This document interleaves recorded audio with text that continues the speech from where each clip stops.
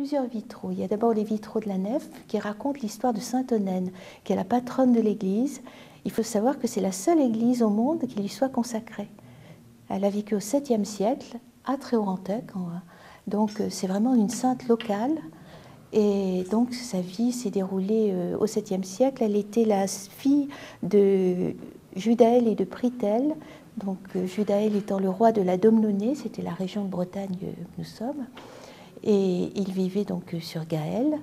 Elle a été la sœur de Judicaël, qui est plus connu parce qu'il a été le fondateur de l'abbaye de Paimpont. Donc c'était la dernière des 22 enfants de ce couple royal.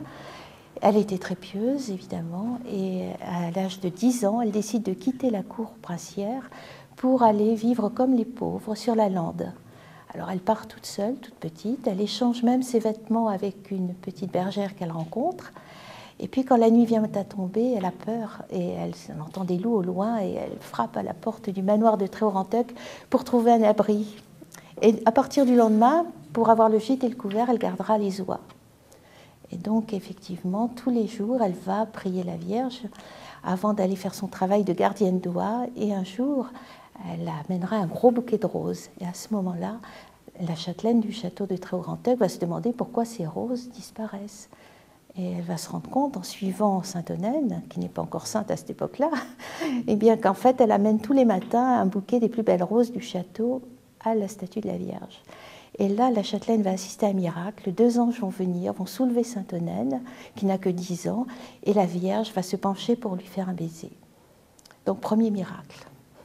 Donc, effectivement, à son retour, le soir, elle est interrogée. Comme elle est sainte, elle ne ment pas, et elle dit qu'elle est la fille du roi Judaël. Et donc, à ce moment-là, on la ramène chez elle. Ses parents l'accueillent à bras ouverts. Ils étaient très inquiets de sa disparition. Et elle va reprendre sa vie à la cour. À 12 ans, sa mère l'emmène se faire bénir par saint Éloquent, qui vivait à Saint-Léry. Donc, on est vraiment dans la région de Brocéliande. Et à ce moment-là, elle va continuer une vie très pieuse. À 30 ans, elle sera habituée à courir la campagne avec ses amis pour venir en aide aux pauvres, pour soigner les malades. Et à ce moment-là, ils vont se faire attaquer par une troupe de soudards. Toutes les jeunes filles qui l'accompagnent vont être tuées à coups de flèche. Et elle, évidemment, va lui proposer soit de se laisser faire, soit d'y passer, évidemment. Donc elle résiste de toutes ses forces. Des oies qui passaient par là vont faire beaucoup de bruit et vont faire venir des militaires qui vont la sauver.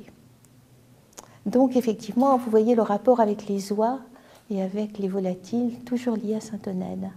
Et puis ensuite, elle va tomber malade des suites de cette agression et elle mourra et sera enterrée dans l'église de Tréorantec. Et jusqu'au XXe siècle, on voyait son tombeau.